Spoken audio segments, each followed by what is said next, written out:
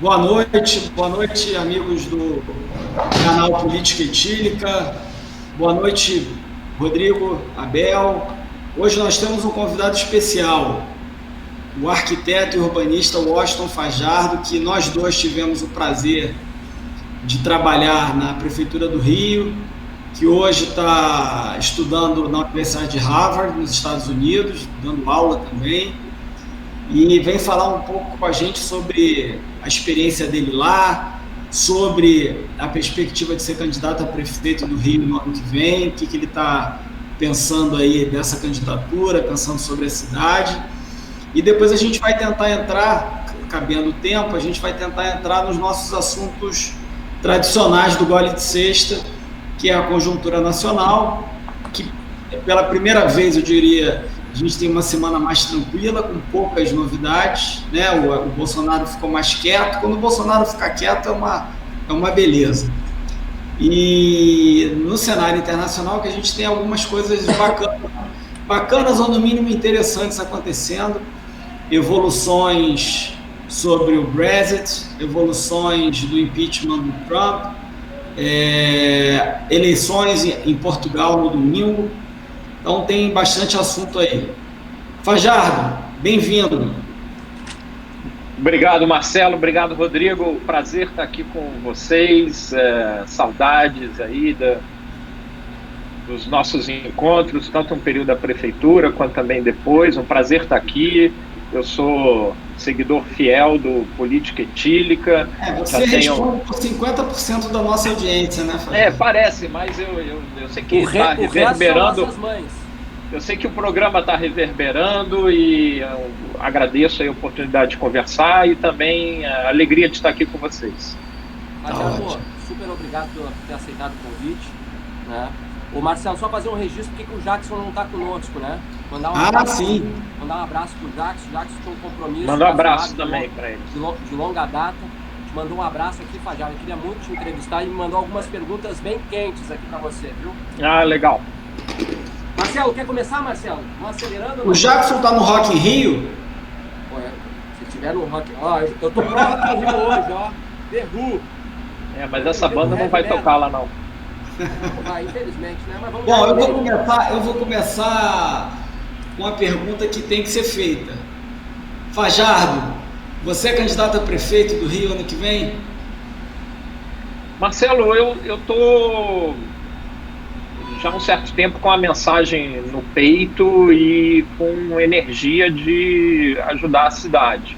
E eu estou buscando esse caminho. Eu sei que pode soar pretensioso, ousado, um cidadão, alguém que teve experiência na gestão pública, mas alguns assuntos me deixam muito preocupados e eu vejo um cenário futuro com alguns riscos sérios e resolvi fazer esse movimento.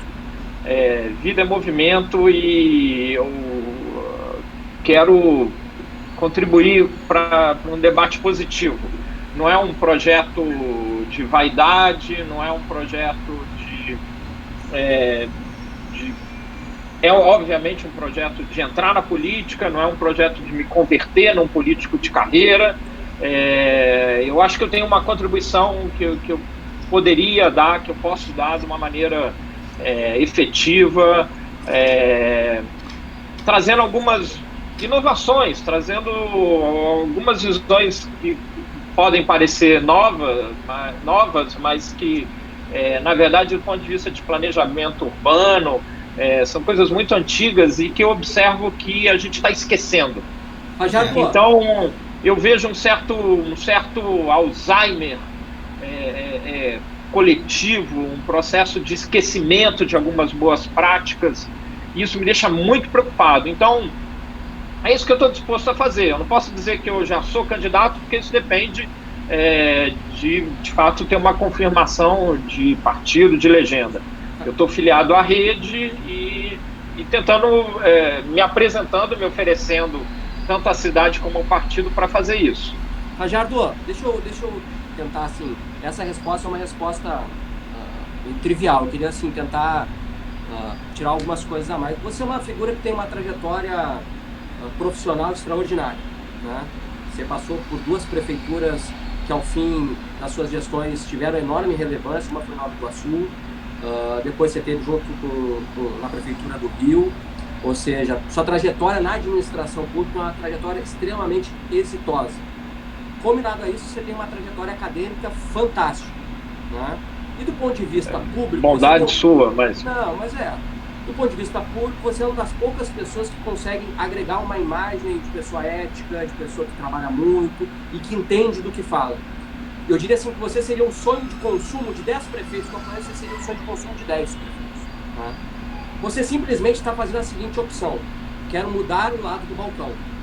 Tá? Ou seja, não quero mais, quero servir a minha cidade, mas quero comandar o jogo da minha cidade. Te pergunto, quais são os grandes desafios do Rio de Janeiro? Por que ser candidato no Rio de Janeiro? O que deu errado na gestão do Eduardo, ou que deu certo? O que tu gostaria de aprofundar numa gestão Washington Fajardo?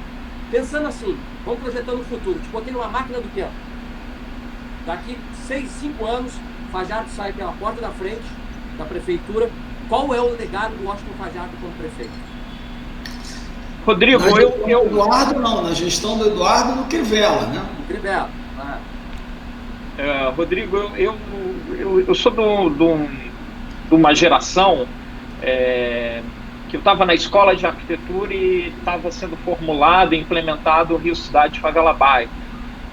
Então, foi muito interessante estar na escola de arquitetura e aprendendo, estudando, né, para virar arquiteto, e você vê o esforço ali de quem já era profissional, dos nossos professores, que estavam se debatendo com a prática da transformação da cidade. Isso eu fiquei apaixonado pelo tema dos projetos urbanos e de como cuidar da cidade, como gerir a cidade, como melhorar a cidade. Então, a minha carreira, eu sou um arquiteto que, claro, já fiz arquitetura, mas eu tenho uma paixão pela cidade, isso é um pouco marca dessa geração, mas eu acho que eu persegui isso com talvez um pouco mais de afinco, porque eu acho que também desde a época da escola eu tinha um entendimento de que a cidade ela é uma manifestação política. Eles imaginam que eles possam ter o controle da cidade a partir do desenho da cidade ou do planejamento da cidade, mas a cidade é o objeto mais complexo que a humanidade inventou, onde você tem forças concomitantes, negociações que acontecem a cada segundo, e de vez em quando essas forças se alinham e a cidade consegue se transformar. Isso por uma força da sociedade, por uma ação política, por uma ação mais técnica. Não tem uma regra, não tem, por mais que os arquitetos procurem modelos, não existe de fato um modelo. O que existe é um esforço e um empenho, e onde a comunicação e a conversa e o diálogo tem um papel fundamental. Eu acho que eu entendi isso muito cedo, e eu tive na minha carreira uma atuação como arquiteto privado, sendo contratado pela prefeitura, que é um péssimo cliente, inclusive. E esse trabalho me levou a mudar de lado. Foi a primeira vez que eu mudei de lado do balcão, quando passei então a ter uma atuação como gestor. Então, eu sempre tive uma atuação técnica, qualificando administrações municipais e trabalhando muito próximo, mesmo não vindo do universo político partidário, mas eu consegui, eu acho, por essa capacidade de lidar com esse ambiente adverso, eu consegui resultados, consegui boas entregas, isso em Nova Iguaçu e também, especialmente nesse período da Prefeitura do Rio. Eu vejo uma situação muito crítica que eu acho que macro, mas especialmente no Rio de Janeiro, ela é uma agonia, que é a política habitacional. Então, eu acho que pensando num possível legado meu, é muito hipotética a tua pergunta, mas imaginar que depois de 5 anos, ou no término de um governo meu, a gente possa ter feito um movimento mais sustentável de reocupação da área central do Rio, com políticas, com uma política habitacional que possa, inclusive, influenciar políticas no plano nacional, e isso já aconteceu antes. O Rio de Janeiro influenciou políticas nacionais a partir de transformações da cidade, E eu acho que é algo que eu estou perseguindo muito, que eu quero dar muita ênfase. De fato, uma construção de uma política nacional que começa com o poder local, mas ela trata sobre algumas grandes agonias da sociedade brasileira. Segregação espacial, desigualdades socioeconômicas, também são desigualdades ambientais. A gente configura essa crise, Rodrigo e Marcelo, num plano muito, me parece às vezes muito acadêmico, romântico, ou seja, e aí vou provocando também a conversa aqui entre nós, provocando vocês. Então, a academia configura, situa essa crise em análises, os economistas situam essa crise na sua esfera de atuação. Mas como urbanista, e é algo que a gente sabe, que eu sei bem, essa crise ela aparece no cotidiano da cidade. E essa crise ela atinge materialmente a vida dos cariocas. Isso está desde uma calçada que não existe, até o tempo do transporte público, até situações que hoje estão desesperadoras do ponto de vista de violência urbana. Isso vai se sedimentando, isso vai criando uma destruição de qualidade de vida coletiva. Ou seja, a gente está destruindo os alicerces de confiança da sociedade. Isso é um fenômeno nacional, mas eu acho que o Rio de Janeiro ele materializa isso, porque é uma cidade historicamente com função de representação. O Rio é uma cidade que historicamente preparada para representar grandes questões. Então eu acho que o Rio é a cidade que reverbera o clima do país de forma mais intensa, para o bem e para o mal. Quando o Brasil está bem, o Rio está muito bem, é o mais otimista, o que mais cresce, blá blá blá. Quando o Brasil está mal, o Rio também é o que fica pior, é o que sofre mais, é o que cresce menos, etc. E acho que a gente tem um grande risco na próxima eleição, e isso me deixa muito preocupado, por essa questão de representação e de símbolo da cidade, como também símbolo nacional, do Rio de Janeiro incorporar o debate da política nacional e a gente não falar sobre algumas situações que a cidade precisa enfrentar. A cidade, no próximo ciclo, tem que fazer um novo plano diretor. A cidade está ignorando o plano de política habitacional há 20 anos. A cidade tem que olhar de novo para a urbanização de favelas. A cidade está perdendo juventude periférica. A cidade está perdendo Zona Oeste. Ou seja, tem questões objetivas e concretas de poder local que eu acho que a gente corre no Rio de Janeiro. Eu acho que isso não vai acontecer em São Paulo, não vai acontecer em Belo Horizonte, por exemplo. Mas eu acho que no Rio a gente corre o risco de ficar discutindo as questões nacionais e a gente não entrar nesses assuntos.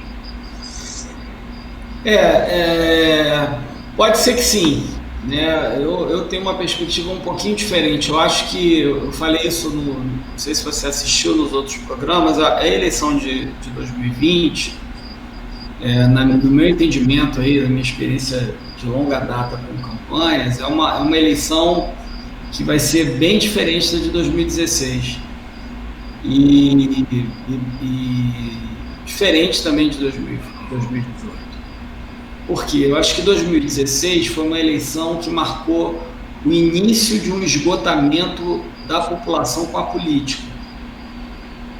E culminou em 2018 com o esgotamento absoluto da população com a política, né? E aí a gente vê a eleição do Witzel, a eleição do Bolsonaro, a eleição do Zema em Minas. A eleição do policial militar em Santa Catarina e por aí vai.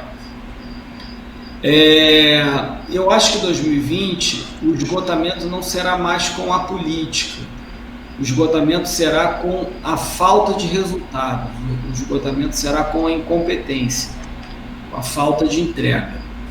Então eu não acho também que vai ser, vai ser só esse tema, não vai ter polarização, ainda vai ter um resquício de polarização em 2020. Claro. Não há dúvida. Mas eu acho que a gente já fez o ponto de inflexão na curva, já está acontecendo. Nós estamos no ponto de estabilidade descendo. A gente já está num ponto de inflexão onde os temas da cidade, a questão, até pela própria natureza de uma disputa municipal, as ideologias elas ficam um pouco de lado, pelo menos no primeiro turno. No segundo turno, dependendo de quem vá, é inteligente ou não explorar a questão ideológica, né? E aí eu queria aproveitar para ouvir, você falou um pouco do que você vê como dificuldade da cidade e já traçou algumas linhas gerais do que você gostaria de fazer como prefeito. Eu queria aproveitar e pedir para você destacar 3 pontos negativos do governo Marcelo Crivella. Eu sei que você está longe, mas você é um leitor ávido sobre o que acontece no Rio. Você é um dos responsáveis pelo Congresso Mundial de Arquitetura, né? Não estou não. Eu, obviamente, colaboro, mas não estou não. Mas eu digo, você foi na época, foi um partícipe importante aí do processo. Quais são os 3 grandes problemas da administração Marcelo Crivella no Rio de Janeiro hoje, na sua visão? Eu posso complementar aqui, Marcelo, para fazer um gancho? Me permite, claro. Um pouco assim, dialogando a partir dessa crítica, dessa análise que você vai fazer sobre o Crivella, eu queria te ouvir, Fajardo. Você tocou um tema aqui, me parece que é um tema delicado, que tanto tu quanto o Marcelo colocaram aqui, de compreender o Rio como o epicentro de um determinado comportamento, de uma determinada inovação que irradia pelo Brasil. Isso, às vezes, me parece que reforça aquela ideia do Rio receptor dos grandes eventos, né? Que o Rio a cidade do Rio de Janeiro só tem isso a mostrar, só tem o Carnaval a mostrar, só tem o Réveillon a mostrar, só tem o Rock in Rio de 2 em 2 anos a mostrar. Mas nós temos aqui de ano a ano, nós estamos vivendo, talvez nós estamos vivendo a maior crise econômica da história do nosso estado, né? Como é que nós conseguimos colocar o Rio de Janeiro, a cidade do Rio de Janeiro, de novo, num caminho de prosperidade? Porque, veja bem, não tem muito para onde inventar. Os recursos públicos são poucos, o serviço público ele aumenta, e há uma necessidade de aumento, porque na medida que a pobreza aumenta, requer mais serviço público. Se há mais pobreza, não tem impostos, ou seja, nós entramos numa espiral aqui extremamente complexa. Que lugar do mundo, que lugar do Brasil na economia o Rio de Janeiro tem que se inserir na sua visão, Fajardo? Isso é muito importante. Vamos lá. O primeiro ponto é entender que a cidade teve, no período olímpico, ela conquistou uma infraestrutura urbana. É muito difícil fazer infraestrutura urbana. Infraestrutura urbana no mundo ocidental democrático é um grande desafio dos governos locais. Isso a gente fica olhando para a China e fica aí maravilhado com a China, mas lá é fácil. Você chega lá e o governo decide, tira esse bairro e vou passar aqui uma avenida, e assim é feito. Então, a gente não admite isso. Isso não existe no mundo ocidental, isso não existe dentro da democracia, isso não existe mais nas cidades brasileiras. Mesmo a gente sonhando ainda com esses gestos monumentais, de fazer Brasília, de fazer capital, isso é uma parte do ideário brasileiro, e os políticos incorporam e representam esse ideário. Todo mundo até hoje repete fazer algo 50 anos em 5, mas essa escala monumental ela não é mais viável, porque a própria sociedade não permite mais. A gente não faria Brasília hoje, mesmo com as condições econômicas favoráveis, mas a gente não faria pelo licenciamento ambiental. Como é que você vai colocar trabalhadores como fizeram os candangos em Brasília? Então não existe isso mais. Então, agora, existe uma inércia do modelo. Essa inércia do modelo está dentro da mente da sociedade e, obviamente, está dentro da mente dos seus representantes, os políticos. Então, esse desejo pelo monumento, ele é comum na história brasileira, e isso é uma marca da nossa sociedade. Então, esse período olímpico, ele foi muito favorável para isso, porque ele trouxe de volta a ideia das metas, como se chamava na época da Brasília, das metas... estratégicas. As metas estratégicas, mas tinha uma outra expressão que acho que até o Roberto Campos falava, mas eram essas metas que passam a ser compartilhadas, né, ou metas coletivas. E isso é um fenômeno muito interessante que acontece muito raramente, que a Olimpíada permite isso, né? Vamos imaginar uma família, e eu escrevi um artigo sobre isso, imaginar uma família em Paris, onde cada geração experimentou os Jogos Olímpicos. Imagina um jantar de domingo em Paris, então você tem o avô, o pai e o neto. Cada um deles experimentou uma proximidade com os Jogos Olímpicos. Isso cria um certo patrimônio imaterial de reconhecimento dessas práticas da transformação da cidade. A gente nunca teve isso. Então, as Olimpíadas criaram essa meta. Você sentava numa reunião de governo e com todas as suas brigas e todas as suas vaidades e seus egos, mas ela tinha uma ideia de clareza de meta. Então a cidade conseguiu conquistar uma infraestrutura com muito esforço, e eu acho que o Crivella, ele não entendeu isso. Ele não entendeu que primeiro ele estava assumindo uma gestão onde tinha uma cidade com uma plataforma física nova, e ele não conseguiu fazer essa leitura. Eu acho que até quando ele dizia em cuidar das pessoas, ele pegou aí um calcanhar de Aquiles nesse período olímpico. Olha o sorriso do Marcelo Valrada. Olha o sorriso do Marcelo. Porque foi muito preciso isso. Porque foram 8 anos de transformação física, ou seja, onde o hardware, vou fazer a famosa analogia hardware-software. Então o hardware mudou, mas para mudar o software leva um tempinho a mais, porque você tem que usar o hardware e você tem que ir ali se acomodando ao hardware. Então, o Rio de Janeiro entregou a Olimpíada e na semana seguinte já era o primeiro turno das eleições. Não teve tempo de assimilação e, obviamente, cuidar das pessoas passou a ser, então, fantástico nesse sentido, que realmente abriu uma brecha. E aí vem, acho que, o grande erro, porque o slogan não se converteu em conteúdo, ou seja, a embalagem, na verdade, ela não tinha um produto dentro para entregar, que os cariocas compraram um rótulo, mas não receberam o produto. Então, eu acho que ele teve um erro de incompreensão sobre uma cidade que estava transformada, que obviamente tinha contas para pagar. Porque qualquer transformação desse tipo cria uma conta para pagar. Agora, se você tem uma atuação, aí vem o segundo erro, que é de perfil dele. Então, acho que o primeiro é um erro de leitura do cenário, do contexto urbano e do contexto da cidade. E aí vem o segundo erro, que é um erro da pessoa dele, que de fato não conseguiu criar, não conseguiu se converter num prefeito empreendedor. Um prefeito empreendedor, naquele momento, ali em 2017, ele pegaria essa transformação da cidade, ele levaria para um outro patamar. E esse outro patamar seria, ele teria até que fazer algumas outras missões, que eu acho que ele também não fez, mas isso é essencialmente um erro de perfil dele. Ele não foi empreendedor e ele fez uma prática muito antiga, muito velha, que é desqualificar o que foi feito para poder criar uma transformação, uma agenda política nova. Hoje... Quando ele falou mal da cidade que estava renovada, ele destruiu a reputação do Rio. E aí vem então o terceiro erro, que é o erro na hora que ele não compreende a cidade que ele recebeu. Na hora que ele não consegue ter um perfil empreendedor, aparece o erro consequente, que é um erro de estratégia de gestão. Ou seja, ele tem uma conta para pagar, ele fala mal da cidade, ele prejudicou a reputação do Rio de Janeiro muito rapidamente, criticando a gestão anterior, e com isso ele afastou outras oportunidades. Aí, obviamente, o Rio não é um sistema isolado, você tem que olhar para a região, aí entrando na tua questão. Então são 3 erros: um erro de incompreensão, um erro de não ter sido empreendedor e um erro de não ter conseguido criar uma estratégia inovadora para esse contexto. Isso aí entra na tua questão, Rodrigo.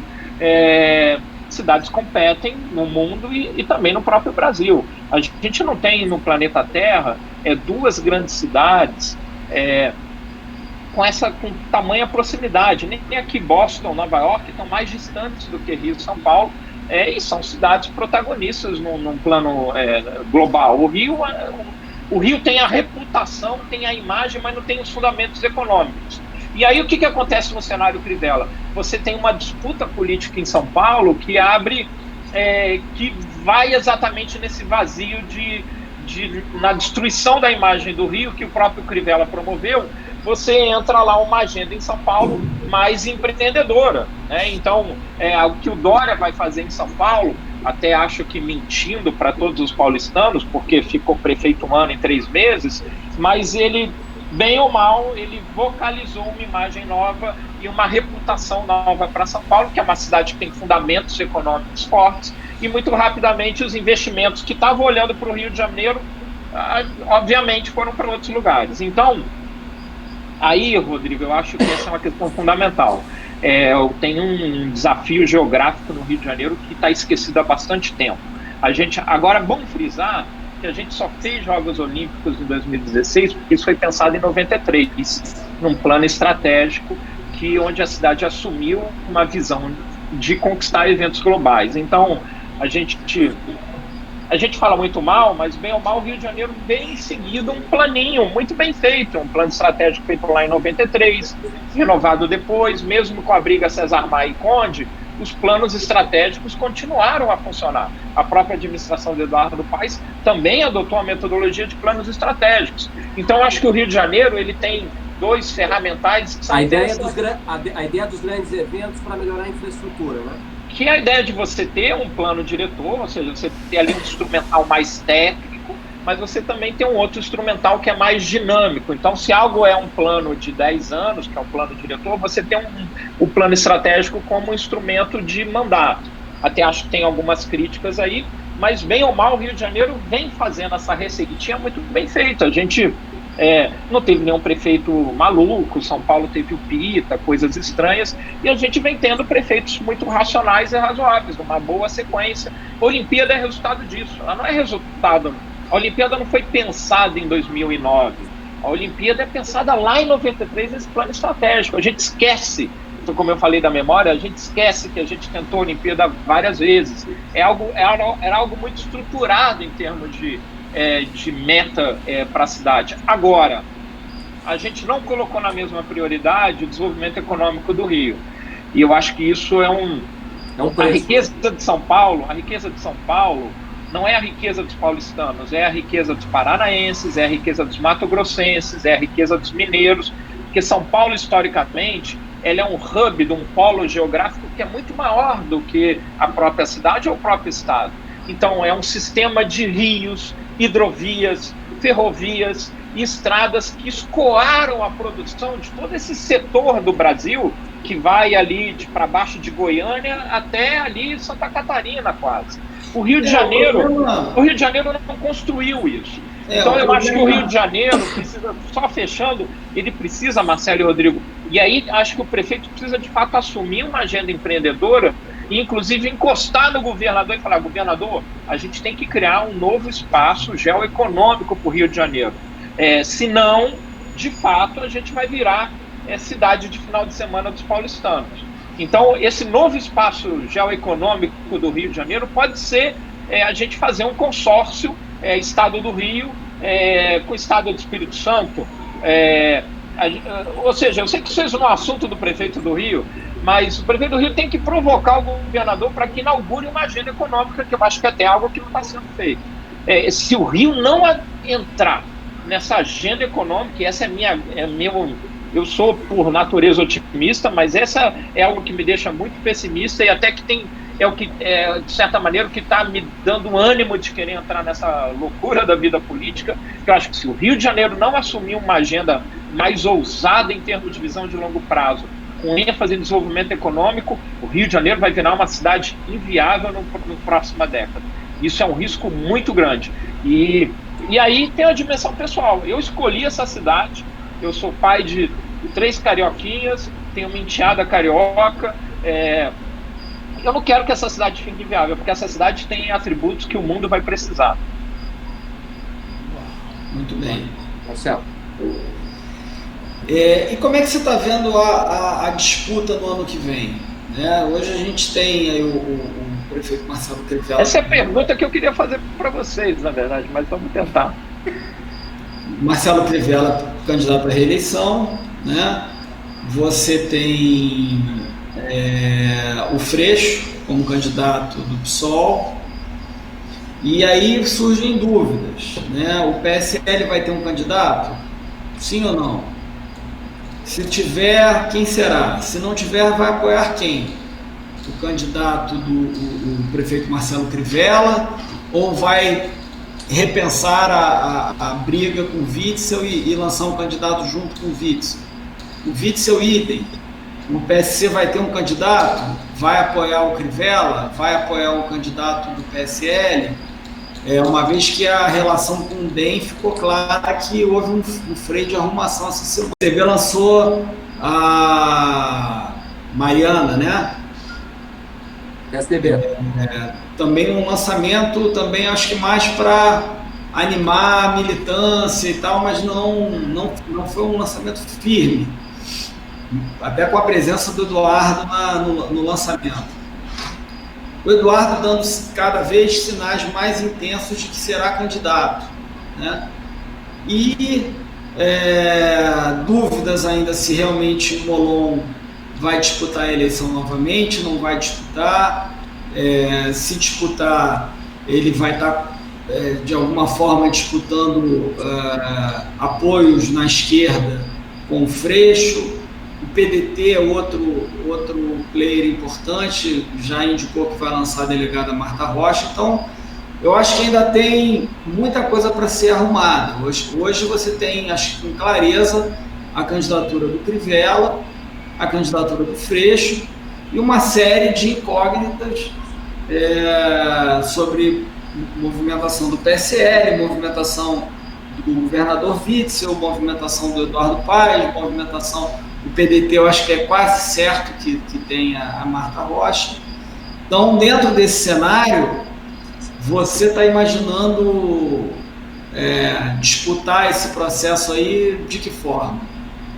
Marcelo, eu acho que eu posso inaugurar um campo novo que eu chamo que é um progressismo científico.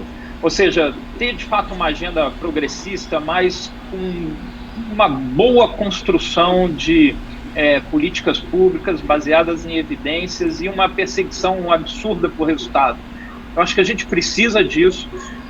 Eu acho que a gente, obviamente, no Brasil precisa de justiça social, a gente precisa de inclusão, de combate às desigualdades, mas a gente não vai resolver isso com as teorias da Revolução Industrial, com uma relação de esquerda e direita, com esse campo ideológico que eu acho que não entrega isso. Então, o que eu chamo de uma agenda progressista científica? De fato, a gente perseguir essa justiça social, perseguir prosperidade, mas a gente sabendo utilizar dados, evidências, construir boas políticas e perseguir grandes resultados. Eu acho que esse é um campo que pode dar entregas para a sociedade. Eu acho que é um campo que a esquerda errou muito em ignorar esse tipo de metodologia. Eu acho que é um campo que a direita, tradicionalmente, detém esse domínio da gestão, mas também se perdeu no caminho. Eu acho que essa busca por agendas conservadoras é uma certa busca por autoridade.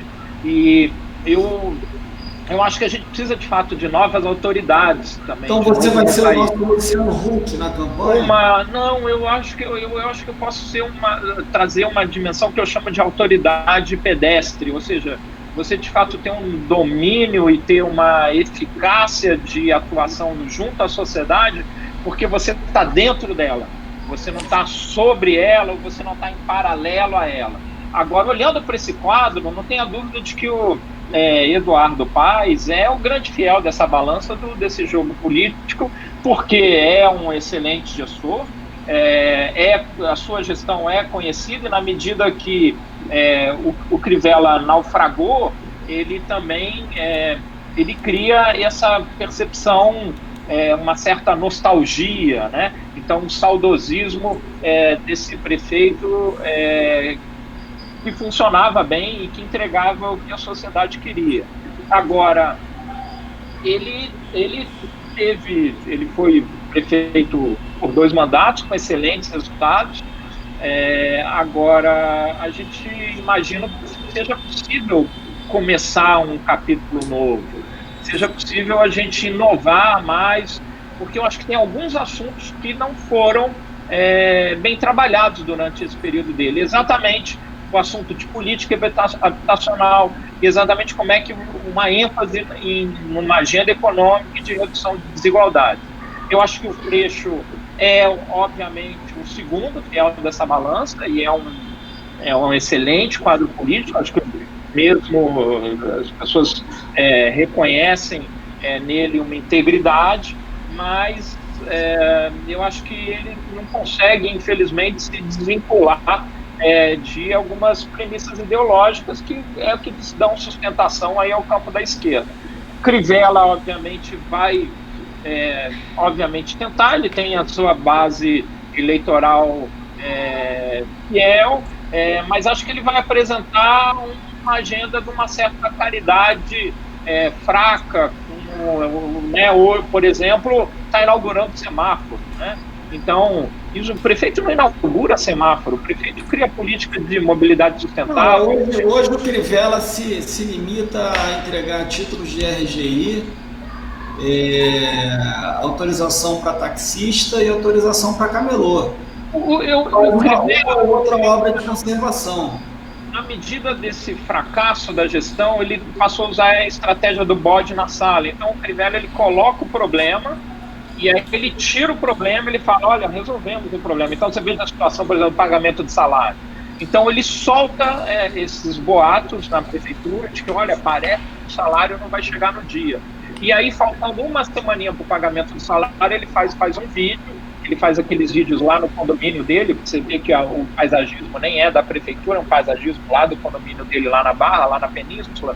Então, ele faz esses vídeos dizendo, olha, conseguimos resolver. Ou seja, ele cria o problema, ele tira o problema, e aí, com isso, ele parece que está fazendo algo. Então, essa estratégia...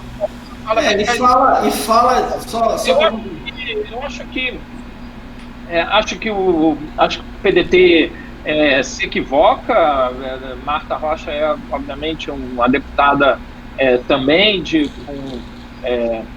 com um histórico e tem respeito da sociedade, mas eu acho que o PDT comete um grande equívoco em jogar fora o seu capital político da eleição nacional. Ou seja, não conseguir trazer um nome que possa representar uma certa contundência, como representou o Ciro na eleição nacional do ano que vem. Aí tem outra categoria, que são os candidatos selfie, né? Que são os candidatos que têm a profundidade de um post no Instagram. E aí eu acho que isso vai ter muito marketing, vai ter muita estratégia, mas tem a mesma profundidade que um iPhone, né? Então você vê assim, mas essa é a profundidade de alguns candidatos, né? Então, acho que a gente tem... E é um fenômeno que está acontecendo, isso está um pouco no vácuo do processo da renovação, porque, obviamente, você precisa entrar nessa esfera do diálogo e da comunicação e do marketing político, e eu acho que tem muita gente inconsistente, que é isso, que tenha o conteúdo de um post de alguns segundos. Eu acho que vai ter muito marketing, acho que eles vão crescer, mas acho que na hora do embate eles não vão conseguir. Fajardo, eu queria fazer duas perguntas. Eu vou fazer uma primeira que tem a ver um pouco com o Marcelo está colocando, que o fenômeno de 2018, ao que tudo indica, entrou num platô e agora ele volta a uma visão mais ou menos geral daquilo que está nos manuais. Basicamente, tanto eu, o Marcelo, quanto outros entendemos da política. Eu sei que você é um crítico a esses manuais, ou seja, essa visão estruturalista que nós temos da política, porque assim, uma visão estruturalista da política, o que é? Na verdade, a gente pega um histórico, a partir desse histórico a gente vai compreendendo na realidade o que nesse histórico pode mudar aqui ou mudar ali. É um pouco isso. Me parece que na eleição de 2018, é uma provocação que eu faço, assim, a sua candidatura teria muito sentido talvez em 2018. Talvez em 2020 ela tenha mais complexidade do que 2018. Porque, assim, vamos pegar as três grandes chapas, né? Assim, nós temos três grandes players na eleição, né? E muita gente querendo furar esses players. Um é o Eduardo, o outro é o Crivella, o outro é o Freixo. São três, né? Nós estamos falando que são candidatos aí entre 10, 20, 20, 25 pontos. Isso nós aqui temos acesso a pesquisas, enfim, muito embora ainda não registradas. Todos estão trabalhando já na perspectiva da construção dos seus vices. Que volta a manualização antiga da política, volta a ideia estruturalista de preenchimento de determinadas sensibilidades para atingir um determinado eleitor. Você pega o Eduardo, né? O Eduardo está com um movimento claro no final de semana, quando ele vai ao evento do PSDB junto com o Calero. Ou seja, o Eduardo é um político que tem 2 mandatos, deputado federal, vereador, ou seja, poderíamos embalar o Eduardo, muito embora essa embalagem seja frágil para o Eduardo, como um cara que já está há muito tempo. Não é a velha política, mas é um cara rodado. Quando ele senta do lado da Mariana e do Calero, ele está dizendo o seguinte: bem, eu quero estar do lado daquilo que se convencionou de chamar de nova política. Né? O segundo é o Crivella.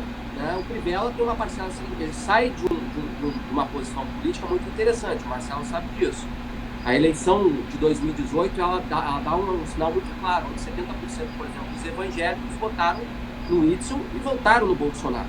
Né? Ou seja, ele tem um core ali, né? Ele tem uma saída de um determinado nicho, de um determinado público.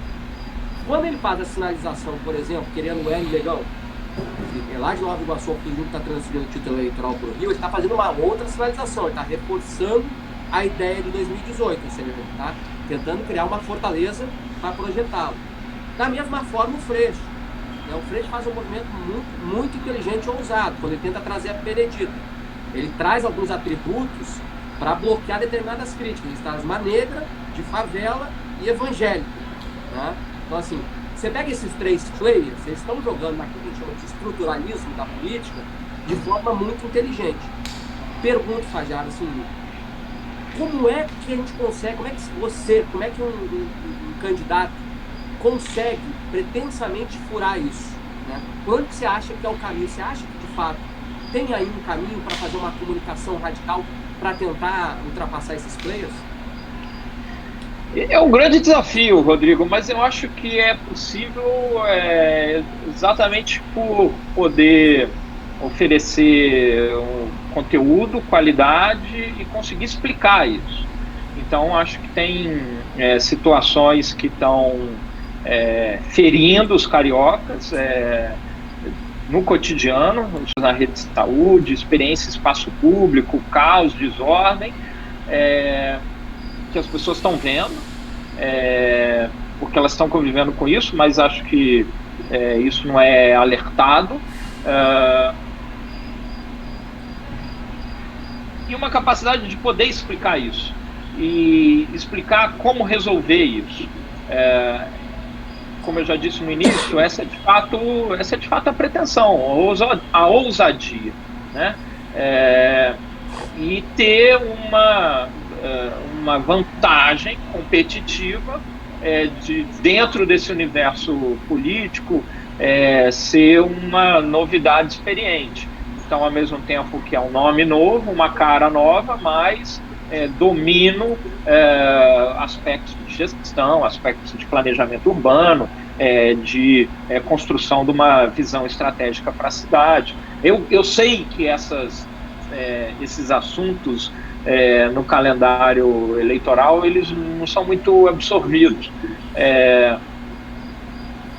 Obviamente que nesse esforço que eu estou fazendo, de me lançar e de me apresentar e de me oferecer como para ser esse funcionário dos cariocas, na medida que encontre um espaço político partidário, poder ganhar robustez nesse discurso, né? Obviamente eu sei que eu não vou conseguir fazer isso sozinho ou dentro de uma estrutura partidária que não consiga dar robustez para isso. Mas você tem uma característica diferente aí do que o Rodrigo falou, né? Porque a Mariana, é Mariana ou Marina? Mariana, que a gente vai entrevistar também, né? Isso, vou marcar uma entrevista com ela. Eu percebo que a Mariana e o Calero, eles abririam mão da candidatura deles para o Eduardo, né? Por mais que neguem e tal, as entrelinhas dizem que eles abririam mão. Você, ao contrário, não parece abrir essa possibilidade. E dessa forma você se diferencia um pouco deles. Por que isso? Marcelo, não é um projeto, como eu te disse. Só para deixar claro, você é um cara que é muito respeitado pelo Eduardo Paes. Eu lembro quando eu quando a gente desenvolveu o plano estratégico da prefeitura, que demorou praticamente os 8 anos de entrega do Eduardo, você era um cara que pensava fora da caixa. Eu tenho assim, as minhas 2 grandes referências de pensamento fora da caixa na época do planejamento estratégico, você e o Sérgio Saleitão, né? O Calera ainda nem existia. E você é um cara muito respeitado, eu sei que o Eduardo gosta muito de você, mas eu percebo que uma postura sua um pouco mais firme de manter a candidatura, diferentemente do Calero e da Mariana. E eu queria entender um pouco do porquê disso. Marcelo, eu sou muito persistente. Isso é uma marca individual minha, minha história de vida é pautada por isso. O que eu conquistei foi por ser persistente. Não é porque tem nenhum grau de genialidade, é trabalho e persistência. E eu sou, além de admirar o Eduardo Paes como gestor, como político, eu também tenho afeição pessoal por ele. Eu gosto do Eduardo, ele é um cara legal. Eu nunca vou negar isso e nunca vou ter uma fala diferente disso. Ele foi prefeito 2 vezes e é um direito que eu tenho, querer ousar ser prefeito do Rio. É um direito constitucional, legal, e a minha candidatura, como eu disse, repito, não é de vaidade ou não é contra ninguém, é a serviço dos cariocas em favor da cidade. E eu acho que essa minha persistência também aparece pelos resultados que eu encontrei. E eu não troquei as dificuldades da administração municipal por um cargo num outro lugar. Não que eu não tenha recebido ofertas, eu recebi. Eu não fui para nenhum outro lugar. Eu entendia que a gente tinha uma missão ali. E eu acho que tem alguns valores que a sociedade está fazendo confusão, que ela virou uma agenda conservadora, mas na verdade eu acho que tem alguns valores e alguns princípios que são éticos que a gente precisa ter na administração pública, que é missão dada, missão cumprida, buscar o resultado e ser insistente e persistir na busca do resultado. Não dá para assumir um cargo e de repente alguém te oferece um cargo numa outra instância e você vai. Eu não acredito nisso e a minha história pessoal é exatamente o oposto disso. Eu era o cara, não vou dizer silencioso, porque eu sempre fui chato, mas ali buscando o resultado, mas ali entendendo que tinha uma missão a ser cumprida, e nunca me desvirtuei da missão. Eu acho que, vocês sabem, eu fui responsável pelo patrimônio cultural, e eu sei bem que não era um órgão da maior prioridade numa administração que tinha tanta coisa para fazer lá em 2009. E era um órgão não prioritário, e quando eu saí desse órgão ele passou a ser o Instituto Rio Patrimônio da Humanidade. É um órgão que está aí até hoje. Várias iniciativas minhas estão aí até hoje: o Centro Carioca de Design, a Praça Tiradentes renovada, o Imperato, as arenas cariocas, a Arena da Pavuna, Praça do Trem. Foram iniciativas, acho que dessa minha característica individual, de trabalhar muito e de ser muito persistente. Acho que o que me ajuda é que nessa minha busca por resultado eu tenho uma curiosidade intelectual, então eu me dedico muito a estudar. Eu entendo que nem a gente, nem a cidade é um sistema isolado. A gente tem que olhar o que outras cidades fazem, a gente tem que olhar boas práticas, a gente tem que aprender com o sucesso dos outros, a gente tem que olhar o fracasso dos outros, aprender com o fracasso, que é uma boa maneira de evitar erros. Então não é contra ninguém, especialmente não é contra o Eduardo. Agora, tem algumas agendas que eu entendo que são agendas fundamentais, especialmente a política nacional, e a gente reconquistar essa juventude do subúrbio carioca. A gente tem que abraçar essa juventude que a gente está perdendo no Rio de Janeiro. A gente tem um território e onde a experiência humana está na iminência de ser um grande fracasso. Isso vai ali do Complexo do Alemão até Anchieta, até Pavona, Parque Colômbia, Fazenda Botafogo, Costa Barros. O que está acontecendo em Costa Barros é desesperador, e é uma região, do ponto de vista urbanístico, densa, com infraestrutura de transporte, com estrutura urbana, e a gente não consegue fazer com que isso melhore, mesmo o plano diretor dizendo desde 2011 que essa área é prioritária. Então, se a gente senta na mesa e a gente escreve no papel que uma área é prioritária, a gente tem que cumprir a prioridade. Entretanto, a área que vem recebendo investimento público-privado não é essa área. Então, a gente tem uma produção residencial bombando na Barra, e onde a gente precisa de produção residencial não está acontecendo, que é na Zona Norte, na área do Porto.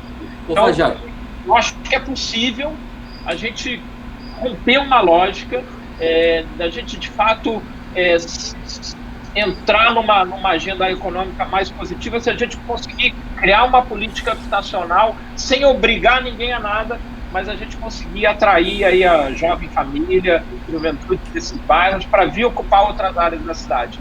E nessa reocupação de algumas áreas da cidade, a gente pode criar um processo econômico positivo também. Ô Fajardo, deixa eu fazer uma pergunta aqui que tem diálogo com isso, para você falar um pouco. Você é uma das figuras que talvez mais compreenda as dinâmicas municipais do Brasil e um estudioso de várias cidades no mundo inteiro. Quais as cidades e os modelos de gestão e experiências que hoje te encantam? Que você entende que seriam experiências que você faria no Rio de Janeiro? Quais lugares do mundo você tem viajado, enfim, tem assistido experiências bacanas? No Brasil hoje, infelizmente, raríssimas. Eu acho que isso é um assunto, e aí de novo provocando vocês e também pedindo que vocês olhem mais para isso. Eu digo vocês como especialistas de gestão pública e de atuação política. É um fracasso das experiências locais no Brasil, é algo que chama muito atenção. Nenhuma, Fajardo. Você não tem um... Olha, o ACM Neto em Salvador está fazendo um trabalho bom, mas... Você sabe qual é o apelido do ACM Neto lá em Salvador, né? Mas a gente não tem nenhuma cidade brasileira fazendo um trabalho que corresponda à potência da cidade brasileira. São Paulo é um fiasco, Porto Alegre é um fiasco, Curitiba é uma bobagem, Florianópolis, Belo Horizonte, infelizmente. É um problema. Não sei se a gente vai ter muito tempo, mas eu acho que a gente construiu... Recife está indo mal? Tem algumas experiências ali de construção de uma cultura de paz que são interessantes. A gente tem coisas episódicas, a gente não tem nenhum sistema novo sendo implementado.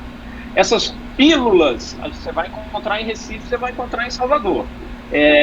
Você vai ver do ponto de vista de estruturas de planejamento urbano, o plano diretor de Belo Horizonte, ele é muito interessante. O plano diretor de São Paulo, eu acho que ele erra no conteúdo, mas ele foi feito com uma concepção também interessante na administração Haddad. Mas observe que é uma forma de administração fracassada, por mais que tenha virado uma figura romântica, né? O Haddad virou hoje um Dom Quixote urbanístico brasileiro, ou seja, alguém que é saudado pelo seu fracasso. Mas tem, obviamente, soluções interessantes do ponto de vista de formulação do plano diretor de alguns instrumentos urbanísticos no plano diretor de São Paulo, que é uma coisa que no Rio a gente está absolutamente atrasado. Mas não, a gente não tem nenhum sistema de poder local realmente transformador. Porque as experiências que a gente tem no mundo hoje, obviamente o case de Medellín. Medellín é um grande case no mundo a partir do urbanismo social, ou seja... Ô Marcelo, pergunta para ele qual era o nome do prefeito lá de Medellín. Qual era? Fajardo. Eu conheci ele. É uma boa coincidência. Eu tive lá em 2011, depois ele virou um cara superligado a BRTs, né? Não, esse é o... Esse eu vou votar. Se eu pudesse contar com os votos dos colombianos, mas eu não posso. Então não posso usar esse marketing de sobrenome, Rodrigo.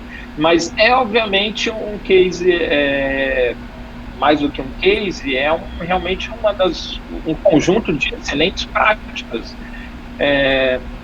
que se valeram de uma poder entre autoridade e sociedade civil. Uma cidade que dialoga um pouco com a nossa topografia, um pouco com a nossa realidade social. Sim, crime, outra escala e outra economia. Então, a gente olha no contexto indiano, por exemplo, o enfrentamento da favelização em Mumbai, na favela da Vares, coisas não bem resolvidas. Eu acho que o maior risco hoje, mesmo para a Europa Oriental, você também não vai encontrar ali nenhuma ação. Eu acho que tem uma oportunidade, aí falando de América Latina, ou falando da gente, de fato, apresentar solução para algumas agruras aí, das desigualdades. 1 bilhão de pessoas morando em favelas no planeta. Gente, muito bom. Vamos falar da conjuntura nacional? Eu só quero fazer aqui um pinga-fogo com ele, com o eleitor, saber do Fajardo. Posso fazer aqui? Rapidinho? Claro. Time de futebol, Fajardo. O eleitor quer saber. Flamengo, e teremos uma grande vitória aí. Escola de samba. Vila Isabel. Lugar imperdível para um turista visitar. Não vale Cristo Redentor. Cais do Valongo. Cais do Valongo. Você, como carioca, o que mais gosta de fazer quando está na cidade? Eu faço muita coisa quando estou na cidade. Eu gosto muito do Parque do Flamengo. Acho que é uma experiência urbanística fantástica, e acho que qualquer passeio no Parque do Flamengo é algo que mostra o gênio da civilização brasileira. Se um eleitor teu quiser tomar um shopping contigo, te encontra em qual boteco da cidade? Me encontra no Belmonte, me encontra no Bar Luiz, e a gente tem que ir todo mundo cada vez mais no Bar Luiz, ali na Rua da Carioca. Me encontra também ali na Rua do Ouvidor, do lado ali da livraria Folha Seca. Para relembrar a época do Fajardo cabeludo na universidade, o lugar da sua adolescência, Fajardo, para fechar. O lugar da minha adolescência no Rio de Janeiro? Ué. Meia. Aonde no Meia, Fajardo? Ali onde morava minha tia e meus primos, ali entre Meia e Lins, no condomínio, um conjunto habitacional que tem ali. Onde? Eu sou do Lins, onde que é? Aí, ó. Eu não vou lembrar o nome da rua. Eu sou da ZN.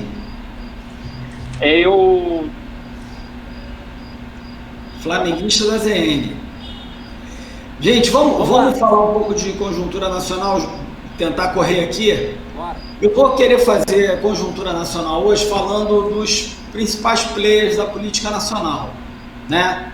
Então, a gente vai falar hoje rapidamente sobre Bolsonaro, sobre Witzel, Moro, Dória, Huck, Ciro e Lula. Certo? Você não programa Bolsonaro tomou umas pauladas essa semana, ele ficou calado, né? Mas a gente percebe que a paciência dele com a economia está se reduzindo. Houve uma perda importante na votação da reforma da Previdência para o bem da população brasileira, né? Que é a questão do abono salarial. Foi uma perda que demonstra que a articulação política dele não está funcionando tão bem. Não houve nenhum ganho de imagem, pelo contrário, você vê esse caso hoje do ministro do Turismo, é um caso que arranha. Também a proteção que o Flávio Bolsonaro conseguiu junto ao Supremo também arranha a imagem dele. E o Rodrigo lembrou bem, ele fez um movimento de se aproximar do Moro, né? O Moro e o Bolsonaro hoje são quase como codependentes, né? Então ele vai e lança o plano do Moro e faz a campanha do excludente de licitude. Então é um caminho que ele conseguiu ter um pouquinho de resultado junto ao eleitor dele, ao eleitor do Moro, a esses 30% que a gente fala de sobrevivência. Eu vou falar um pouco deles e depois a gente passa a bola aí para vocês, tá?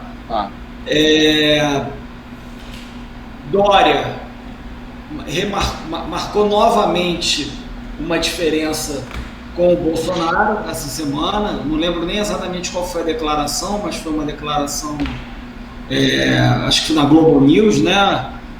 Numa entrevista na Globo News, uma declaração diferenciando ele do Bolsonaro. Quer dizer, quase que parece que não houve o Bolsodória, aquela turma com camisa do Brasil na Avenida Paulista. Dizendo que não era bolsonarista.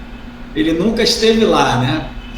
Mas também não teve muito ganho, né? Eu acho assim, o Dória é aquele cara que eu acho que ele vai muito bem como governador de São Paulo. Para o eleitorado paulista, ele vai muito bem, na minha opinião, com toda aquela cafonice das reuniões de secretário dele, com lustre quase de Luís XIV, uma coisa meio patética. Mas vai bem em São Paulo com a questão do empreendedorismo, do dinamismo econômico, se diferenciando do Witzel na questão da segurança, com resultados sem grandes tragédias humanas, policiais, etc. Mas também não vejo um cara que marcou ponto nacionalmente nessa semana. O Witzel continua refém do discurso dele, apegado mais do que nunca à sua política de segurança absolutamente inapropriada e deficiente de resultados, e está preso nessa agenda. Teve uma grande derrota, na minha opinião, política essa semana, que foi um afastamento do DEM, do Rodrigo Maia, do grupo político dele. Havia previsão de uma aliança possível nessas eleições de 2020, isso me parece cada vez mais distante. Então, é um cara que perdeu essa semana, não houve nenhum grande resultado positivo. O Moro, a gente já falou, né? O Moro, essa história do abraço, não vou chamar um abraço de afogado, porque eles ainda não estão afogados, mas assim, um depende do outro para sobreviver hoje. Essa situação de codependência dele com o Bolsonaro é gigante, e sofrendo derrotas, né? Da lei de abuso de autoridade, sofrendo derrotas da época que ele era juiz da Lava Jato, a possibilidade da CPI da Lava Jato, a possibilidade de haver uma perícia das mensagens do Intercept, que vão vir a já dizer tudo que todo mundo já sabe, né? Que as mensagens são verdadeiras, a não ser que seja uma compra de exame de DNA, que nem a gente vê nas novelas, né? A Polícia Federal vai chegar e falar, não, essas mensagens não são verdadeiras, né? No Brasil tudo é possível. Depois da bala que fez curva com o revólver do PC Farias, tudo é possível, em termos periciais.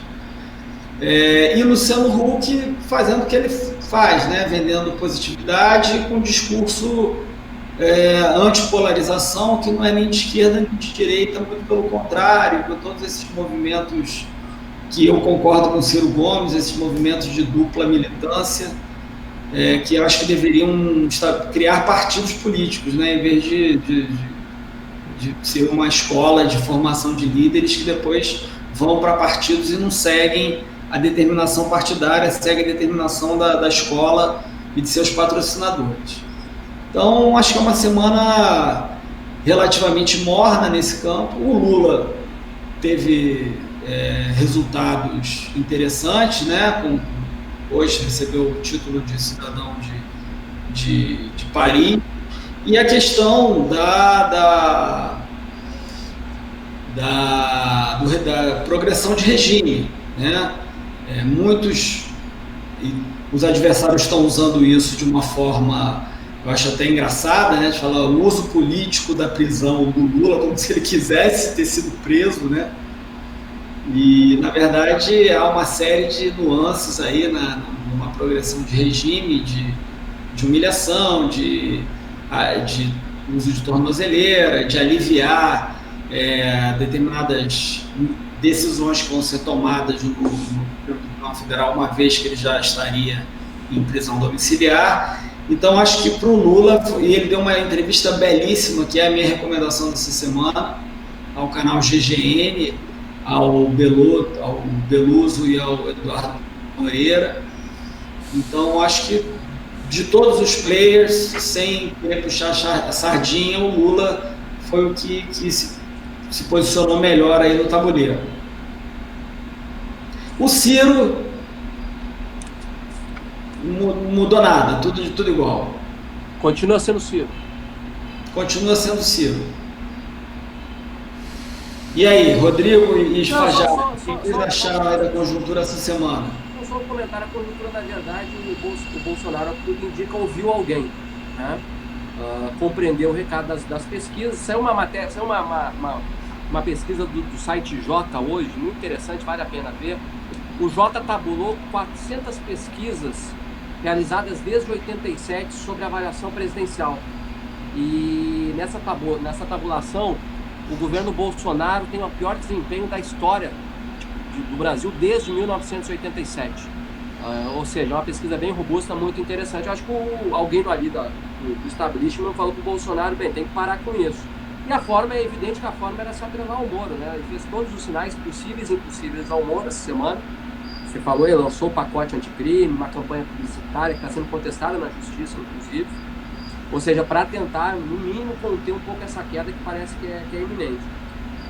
A outra questão que eu traria aqui, Marcelo, na conjuntura nacional, é a chamada dosimetria que o Supremo Tribunal Federal está tentando fazer, que o ministro Dias Toffoli está tentando fazer quanto à decisão da semana passada de anular determinadas sentenças da Lava Jato que diz respeito lá às alegações finais dos delatores e delatados, né? É um esforço hercúleo, ao que tudo indica, ele não vai ter maioria no Supremo na semana que vem para aprovar isso. E hoje a matéria do Globo traz uma matéria muito interessante, dando um impacto imediato dessa decisão. O impacto imediato, por exemplo, é o processo que já está para sentença em segunda instância do presidente Lula, que diz respeito ao sítio do Atibaia, ser anulado no mesmo momento. Então, assim, nós temos grandes capítulos aí. O que me parece, e aí fazendo uma leitura um pouco de bastidor, é que esse tema do Lula, a fala do Lula prejudica ele, a minha avaliação. E a fala, acho, do próprio PT. Quando o PT coloca que o presidente Lula vai anular isso e é candidato nas próximas eleições, eu acho que ele deixa o Supremo Tribunal Federal numa situação um pouco delicada, porque ele é um Supremo Tribunal Federal político, né? Nós não podemos acreditar que um Supremo Tribunal que apoia o impeachment da Dilma não é um tribunal político, é um tribunal que tem ali uma vertente política muito grande. Eu acho que o Lula tinha que ser um pouco mais cauteloso nessas falas e a direção do PT um pouco mais cautelosa. Eu acho que isso pode inviabilizar aquilo que eu acho que deveria ser a anulação do processo, o primeiro processo onde o juiz Sérgio Moro sentenciou o presidente lá a 11 anos de prisão. Então acho que há um erro aí no campo da esquerda de dosar um pouco também essas falas, né? Ao que tudo indica, o mar está virando para lá, né? Mas também não dá para ir muito adiante porque ainda tem algumas questões que não estão bem resolvidas. Mas de fora que o Brasil segue tranquilo, apesar de Bolsonaro. Fajardo. Eu acho que eu não sou o melhor analista político, mas eu acho que a gente vai ter obviamente o Bolsonaro está sendo testado e ele já não é mais a promessa, né?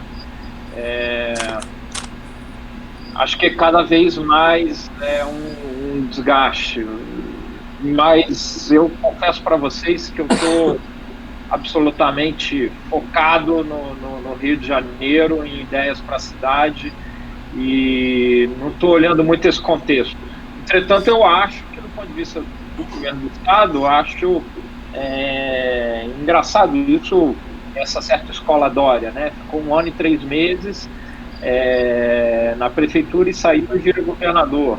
e agora já quer virar presidente. Então as pessoas não têm entregas, as pessoas de fato têm ali uma rede de marketing à sua disposição, inclusive estão mentindo muito. Eu acho que não me espanta a imprensa não aferir isso com detalhe.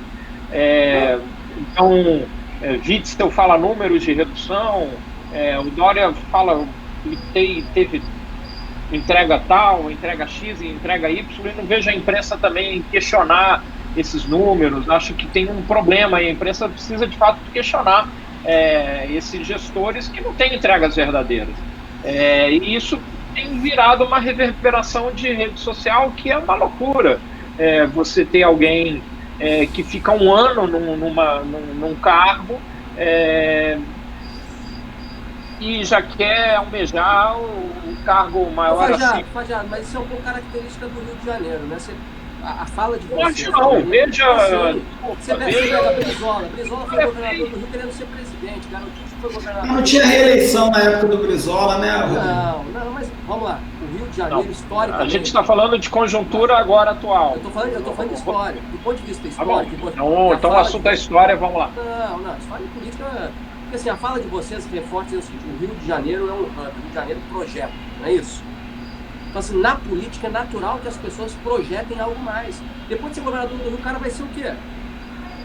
O Brizola queria ser presidente da República, o garotinho queria ser presidente. Mas ele primeiro tem que ser governador, né, Rodrigo? O Cabral queria ter sido... O Witzel e o Dória... O Cabral queria ter sido vice da Dilma. Não ser candidato. Vice da Dilma porque o Michel Temer botou ali na mesa. Senão o vice da Dilma era o Sérgio Cabral, todo mundo sabe disso. Então, assim, essa questão para mim eu acho menor, sinceramente. Até porque o Dória também faz isso, o Eduardo Leite faz isso. Eu acho um pouco da natureza da política. É um diálogo que tem que ter com o eleitor. Se o eleitor topa isso, infelizmente, é da natureza da política. Mas desculpa, eu acho que a ambição... Não estou fazendo defesa aqui, não, mas para mim é não topa isso. É que para mim é isso. Não topa isso. E eu fico impressionado como as pessoas insistem em erros, né? Porque o eleitor não gosta disso. O eleitor não gosta de um político que está há 6 meses no governo e está falando no processo eleitoral daqui a 3 anos e meio por um cargo que não é o dele. Eu acho que do Bolsonaro é até tolerável. Agora, do Dória, do Witzel, eu acho patético, né? O Dória se comprometeu a ser prefeito até o final e se largou com mais de um ano. E como prêmio virou governador. O Witzel não tem nenhuma política pública implementada. Eu queria até mudar um pouco para alertar para o outro lado, que você tem lideranças hoje em posições críticas e que simplesmente não falam de oportunidades, não falam de emprego, não falam de renda. Não falam dessas agruras. Aí é a pergunta que eu faço para vocês: que fenômeno é esse que nessa renovação, ou nessa busca por novos nomes, surgem pessoas que ocupam essas posições e, na verdade, não oferecem entregas e oferecem um jogo que é do pior tipo, que é do mais antiquado ainda do que a gente tinha antes. Então, você falou aí de história, Rodrigo, mas parece que a gente está vendo assim, aquela política muito chinfrinha ali do início dos anos 80, do início da redemocratização, que todo mundo experimentou um monte de políticos fracassados ali. Estou falando de pequena escala, de escala local, e agora a gente tem esses caras em posições e que não entregam nada, mas mentem de uma maneira com muita tranquilidade, mentem com a cara sorrindo sobre... A mentira, cara, olha só, isso é a grande mudança na comunicação política, e eu já vou pular para o próximo tema. No caso do Brasil, é isso, você ter governadores que não entregaram nada ainda e já estão olhando o cargo máximo da nação. É inadmissível isso. Não. Vamos lá, Marcelinho. Um pouquinho rápido de política e eleições no mundo. Portugal, Marcelo, diga aí. com o Trump. Eu acho que o problema é muito grave, como eu disse semana passada, eu acho que semana retrasada também, é muito grave. Eu acho que o desespero dele e a forma que ele está reagindo ao processo é absolutamente descontrolada, né?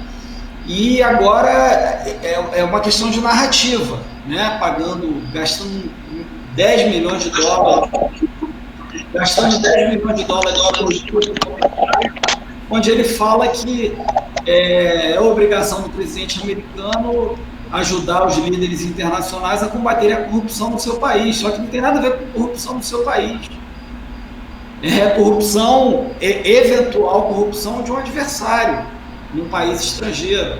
Isso é proibido pela lei. Os democratas estão muito firmes no processo, agindo de acordo com os procedimentos legais, os regimentos previstos no impeachment, e coisas novas podem surgir a qualquer momento e levarem de fato ele. Os republicanos estão calados, você tem um ou outro republicano quando chamado a defender, defendendo, mas a maioria está calada, porque não sabe o que vem por aí, não quer se expor. O vice-presidente já foi tragado para o processo, porque participou de alguma forma, não foi a posse do presidente da Ucrânia. O secretário de Estado que mentiu, que fingiu que não sabia da ligação, depois descobriu-se que ele estava fazendo parte da ligação. A verdade é o seguinte, o Trump está administrando os Estados Unidos como um gangster de Nova York, manipulador. Ele tem o consigliere dele, que é o Rudy Giuliani, que faz o serviço sujo fora de supervisão institucional e restrições internacionais, restrições institucionais. E assim, parece que a Casa Branca é o Palácio Real e é family business. É family business. Agora, Marcelo. Que é uma despreparada, enviada para conversar com ditadores no Egito, na Arábia Saudita, o genro bilionário também, e falam em nome dos Estados Unidos. Assim, cara, eu vou te falar, eu estudo a história americana há mais tempo, talvez com mais profundidade que eu estudei a história brasileira. É chocante. E olha que eu se tivesse votado nos Estados Unidos em 2016, eu teria votado no Trump, não teria votado na Hillary. E para mim, esse establishment tradicional democrata é um horror. Mas assim, eu nunca vi os Estados Unidos na mão de um presidente tão descontrolado e tão desrespeitoso com a história e com as instituições americanas. Marcelo, tem um dado que é um dado interessante, a gente vai ter que ver como é que reflete isso. Tem uma frase histórica, que é do Dick Morris, que era o assessor sênior dos democratas, na reeleição do Bill Clinton, quando teve o fato da Mônica Lewinsky. E ele emitiu ao Congresso, enfim, impeachment e tal, e ele dizia o seguinte: esqueça esse negócio de Mônica Lewinsky, esqueça esse negócio de mentir ao Congresso. A reeleição do Clinton está resolvida porque a economia explodiu. Então, assim, isso virou meio um mantra, né? O Lula acabou usando aqui na época do mensalão, na sua reeleição, a economia estava bombando, tinha aqueles do mensalão, dizendo a economia vai reeleger. E o que aconteceu com o Lula aqui, o que aconteceu com o Clinton. Os dados, hoje o Fajardo mesmo postou no grupo nosso, hoje um dado muito interessante. Os Estados Unidos está com a menor taxa de desemprego desde 1969. Saiu de 3,7, né, Fajardo, para 3,5. O Fajardo até brincava nas redes com nós, que onde ele vai tem gente querendo contratar, ou seja, tem emprego de sobra. Né? Ou seja, até onde na sua avaliação aí, Fajardo, esses fatos têm impacto eleitoral? O que você assiste isso? Muito embora você esteja numa cidade universitária, que tem uma tradição mais progressista, mas você é um cara que viaja muito. Como é que o cidadão médio americano está enxergando isso? Ou seja, a economia vai muito bem, embora tenhamos um presidente que tenha, enfim, uma imagem e uma cultura que não é da tradição americana. Só antes de você começar, Fajardo, O impacto, eu tenho lido, Rodrigo, o impacto eleitoral, por enquanto, é quase nulo. Mas, se você comparar com os dados na mesma época em relação ao Nixon, estão bem piores. Porque na época do Nixon, nessa época, o Nixon tinha acabado de ser reeleito, tá? E basicamente 70% da população era contra o impeachment. Hoje, você está às vésperas de uma reeleição e está meio a meio, né? E ele não tem a máquina partidária, tem mais esse dado que você coloca, é um dado definidor, ele não tem a máquina partidária dos republicanos ali fazendo uma defesa. Então estão ali assistindo, né? para ver o que vai acontecer, né? Diga aí, Fajardo. Mas fala aí, Fajardo. A tecnologia está tendo um papel fundamental nesse crescimento econômico, a qualidade de serviços, o grau de inovação de novas empresas, um empreendedorismo muito avançado. A gente já tem startups que estão entrando em micro gargalos de soluções para as pessoas. Deixa eu contar, por exemplo, tem uma febre agora que chama Nextdoor, que é uma rede social de bairro. Então, você conversa com as pessoas do seu bairro. Isso também acaba favorecendo negócios do bairro. Você tem hoje muitas empresas dedicadas a mesurar e sensoriar tudo. Então, ou seja, tem um grau de...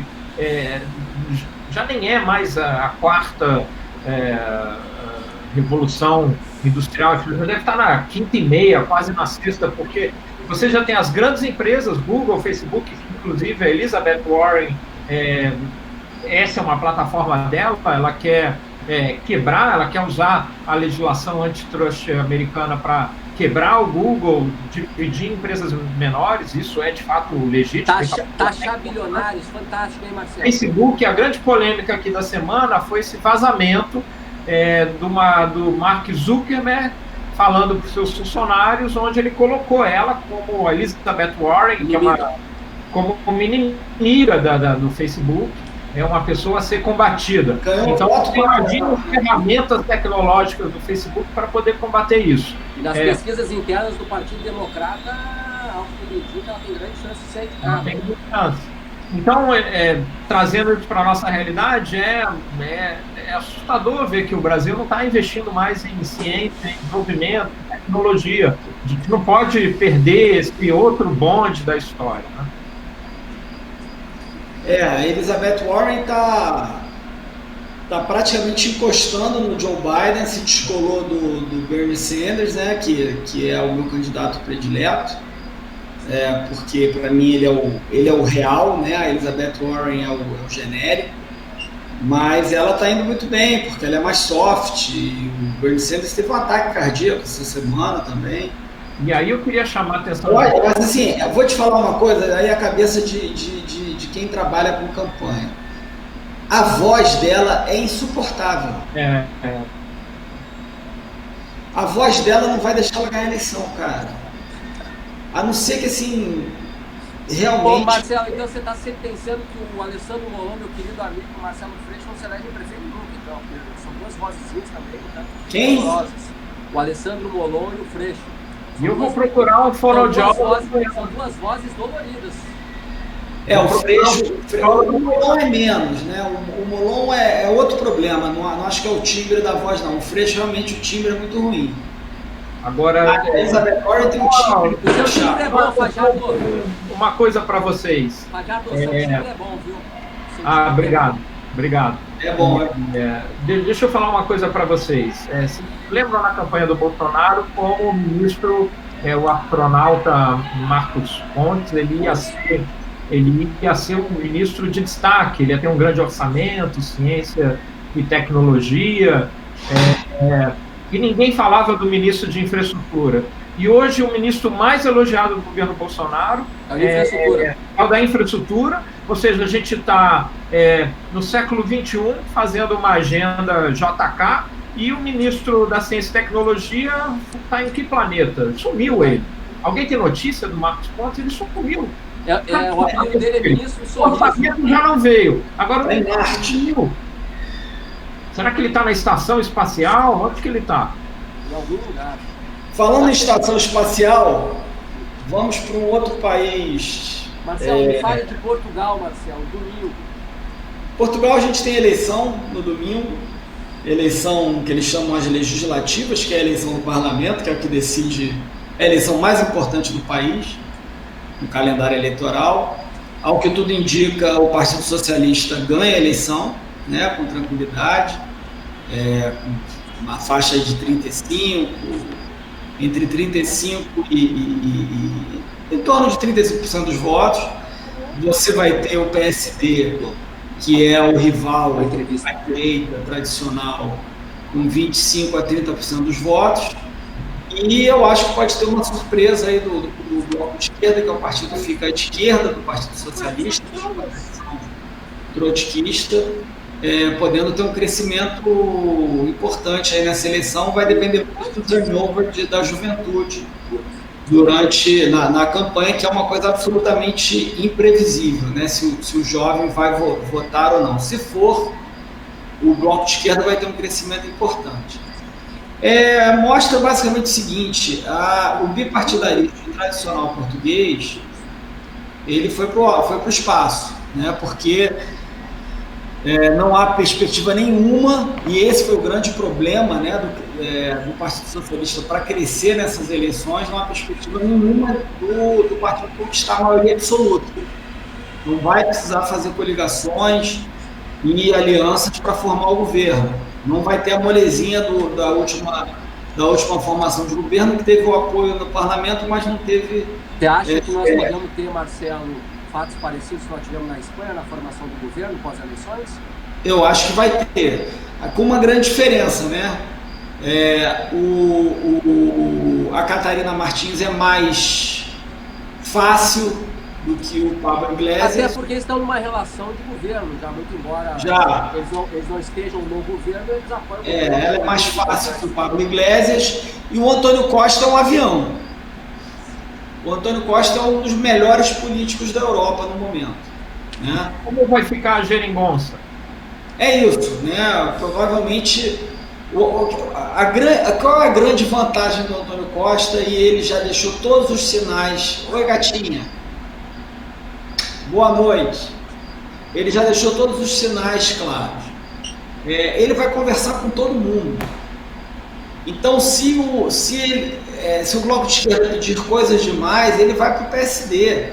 Se o PSD pedir coisas demais, ele vai para o Bloco de Esquerda. Então, ele vai tentar formar um governo onde o PS está no centro, tem o Bloco de Esquerda à sua esquerda, o CDU, que é um aliado histórico, né, o Partido Comunista Português, o Partido Ecológico Verde dos socialistas, e provavelmente com o PSD, se necessário for, fazendo parte do governo. Entendi. Então, uma perspectiva de poder, se não houver nenhuma grande ruptura econômica, uma perspectiva de poder político para o Partido Socialista aqui em Portugal para 10, 20 anos. Eles viraram o fiel da balança. Ninguém consegue mais formar governo em Portugal sem o Partido Socialista. Isso é um dado que vai ficar para o futuro, vai seguir durante muitos anos. Tem um dado. Partidarismo. Novamente tem um dado econômico aqui, né, Marcelo? Nos últimos 17 anos é a menor taxa de desemprego em Portugal. Então, e cresceu muito em relação ao resto da Europa nos últimos 4 anos. Abel, eu estou vendo tua filha aqui e contar para ela que aqui nos Estados Unidos são 50 anos da Vila Sésamo, da Sesame Street, e eles teve aqui em Harvard o principal teatro, no Teatro Sanders aqui de Harvard, com o presidente de Harvard, teve a Vila Sésamo, os bonecos interagindo com o presidente de Harvard, com grandes professores. E eu fiquei pensando sobre isso. Desculpa, eu estou pulando um pouco fora, mas eu vi aí a tua princesinha. E a gente precisa reconhecer essas riquezas que a gente tem, né? Então, vejo aí aquele problema com história em quadrinhos, a Bienal, e a gente tem aí Maurício de Souza, a gente tem todas essas invenções, desde Monteiro Lobato. Isso são riquezas tão bonitas da comunidade brasileira, e a gente tem que botar isso para organizar. Então, você imaginar que a Vila Sésamo veio aqui em Harvard, e os bonecos interagindo com grandes doutores da universidade, isso é de uma singeleza, ao mesmo tempo de uma potência, tem uma poética, como também é uma economia. Vila Sésamo é uma potência econômica. Claro. O Espírito é uma potência econômica. Só perde para o Baby Shark. Na área de conteúdo. Isso eu pulei aqui um pouco, porque é um pouco isso, que a gente precisa ligar esses pontos entre as diferentes gerações e imaginar que a gente possa também transformar esses conteúdos brasileiros em riqueza, sabe? E aí, de novo, fico muito agoniado de ver que a gente já perdeu uma onda tecnológica. Agora, não é possível que a gente venha perder essa outra onda, que são os conteúdos. Porque a Amazon, e aí já entrando de novo, a Amazon lançou 15 produtos, todos eles têm o assistente da Amazon, que é o Alexa. Então, no Brasil essa semana, o óculos, você vai conversar com o teu óculos, fala aí para tua filha que você vai poder conversar, você vai fazer uma pergunta para o seu óculos, tem um anel, agora, que você faz uma pergunta para o anel, um negócio meio de Tracy. Então, a gente vai começar a falar com os nossos objetos e não vai ter mais esse negocinho aqui, a gente não vai mais precisar disso.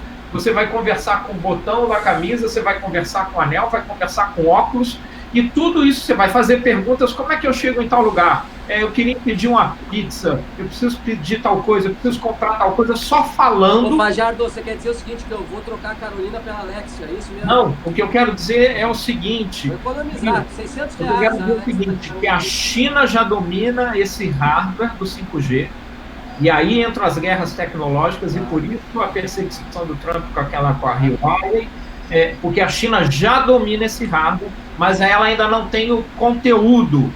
Quando a China começar a produzir conteúdos que o mundo possa consumir, a gente está perdido. Ou seja, a gente tem que ter mais medo da Sesame Street que a China vai criar do que a tecnologia. Eu estou aqui já viajando. Genial, não, mas eu vou pegar isso aí.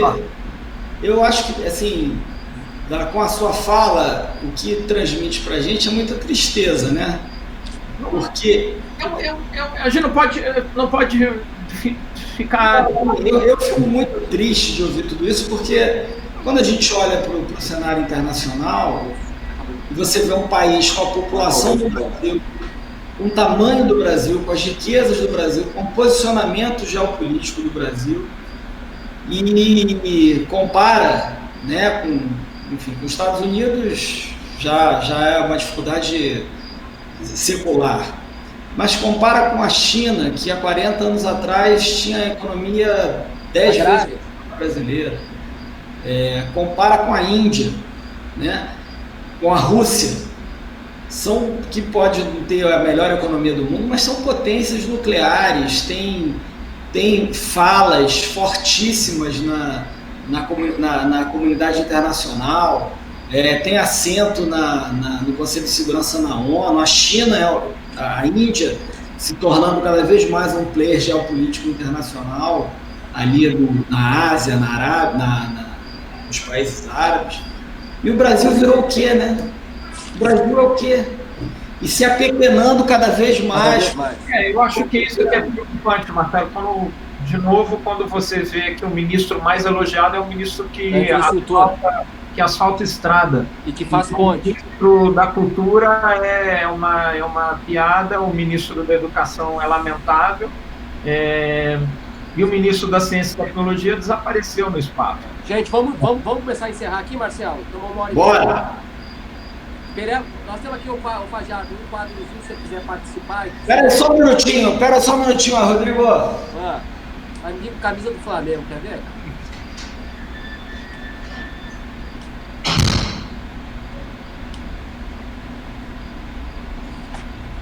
Esses grilos são na sua casa, Fajardo? Não, esses grilos estão vindo da casa do Marcelo. Marcelo. Marcelo, Sabe qual é o problema? Eu tenho uma mulher que ela adora fazer faxina sexta-feira, meia-noite.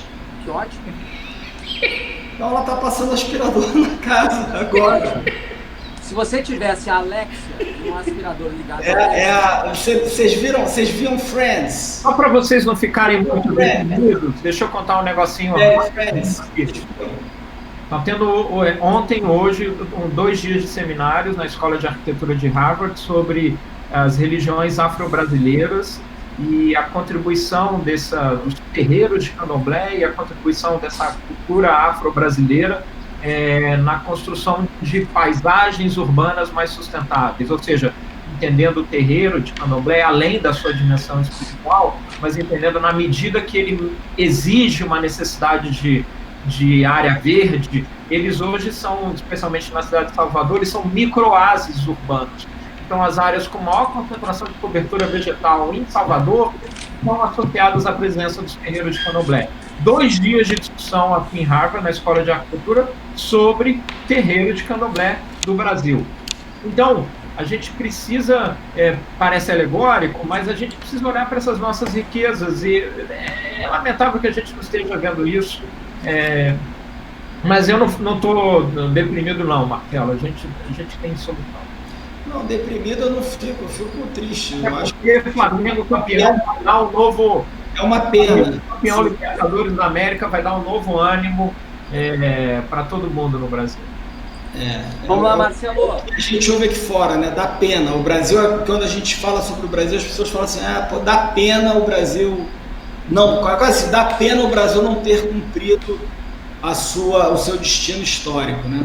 Marcelo, enfim, craque e o pereba da semana.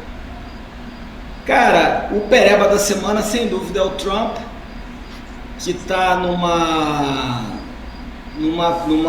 molde quase que psicótico, na minha opinião, né? Está sendo engolido pelo processo. A cada dia ele faz uma nova coisa achando que é uma estratégia para a população. O problema é que os democratas não estão preocupados se tem 50%, 60%, 70% contra ou a favor do impeachment. Então, ponto. Então, ele não está fazendo nada para evitar isso e nem para garantir força política dentro do Partido Republicano. Então, mais uma vez, o pereba da semana é o presidente americano Donald Trump. O craque da semana... Não pode ser o Rodrigo Maia. Eu diria que é o Antônio Costa, o primeiro-ministro português, que fez um belíssimo governo nesses 4 anos, vai sair vitorioso nas urnas, não vai sair com a vitória que ele achava que podia conseguir, mas é aquela coisa meio doida da política, né? O cara não vai conseguir ter mais votos do que ele teria, porque as pessoas não querem que o Partido Socialista tenha maioria absoluta. Então eu sou eleitor do Partido Socialista, mas eu não quero que ele tenha maioria absoluta. Eu vou votar no PSD, no Bloco de Esquerda, para garantir que não vai ter uma ditadura do Partido Socialista. É um pouco da loucura que existe no Brasil. Eu estava vendo a entrevista da Andréa Sadi com o Haddad e falando dessa coisa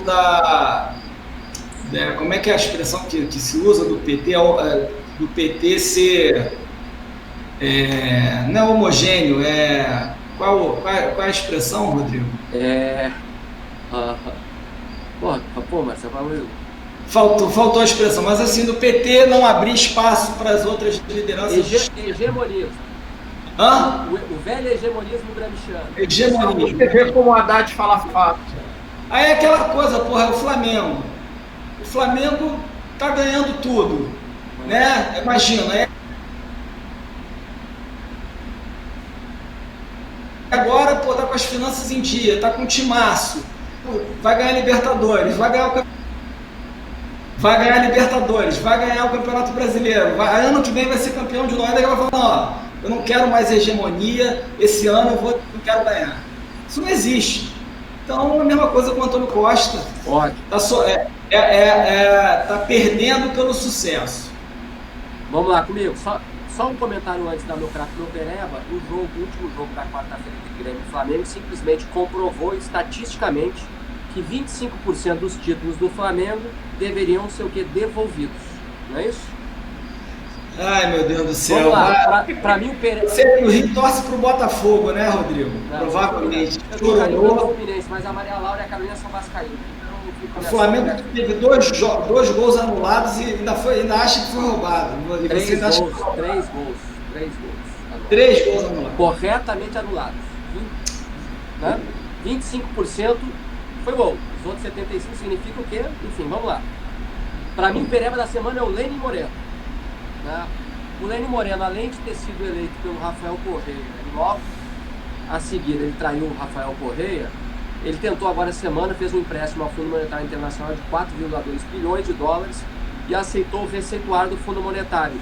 No receituário, o fim dos subsídios aos combustíveis, ele aumentou o diesel em 123%. Um pouquinho, 123%.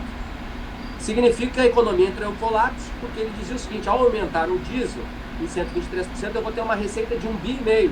Como se a economia fosse assim, né, Marcelo?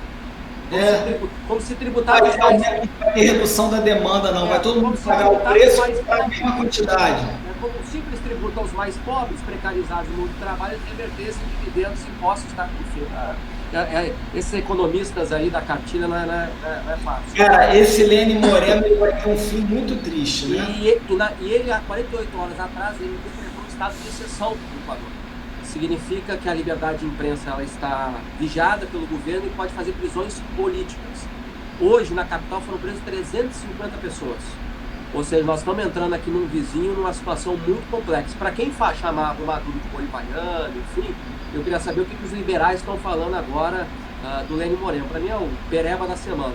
E eu fico contigo com o craque, né? O Antônio Costa não foi a formação do primeiro governo dele é uma formação muito parecida com a formação do primeiro-ministro espanhol, ou seja, foi uma formação estranha. Ele não teve a maioria na primeira eleição, se me corrija se eu estiver errado, ele não teve a maioria, na verdade, o PSD tinha a maioria, ele conseguiu conformar uma maioria, fez um governo extraordinário, né?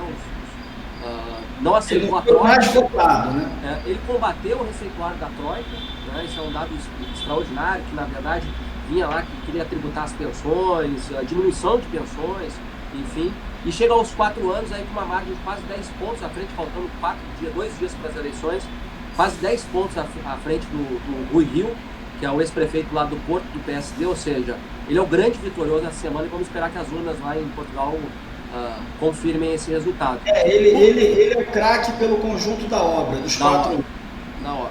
E veja bem, fazer uma aliança sem que os partidos, em especial o maior partido que dá sustentação, não esteja no governo, né? Ou seja, um apoio legislativo, ou seja, demonstra o quanto, enfim, o Antônio Costa tem sido efetivo aí na ele é muito habilidoso, mas ele não vai conseguir isso agora mais não, viu? Mas também não acho que ele vai ser pereba como o Sanches na Espanha, não. Ele vai conseguir formar o governo. Fajardo, você vai ter que desempatar o pereba da semana, o Trump ou o Lênin Moreno? O pereba da semana... Eu vou ficar com o equatoriano, porque o Trump é pereba já há muito mais tempo. Então, acho que...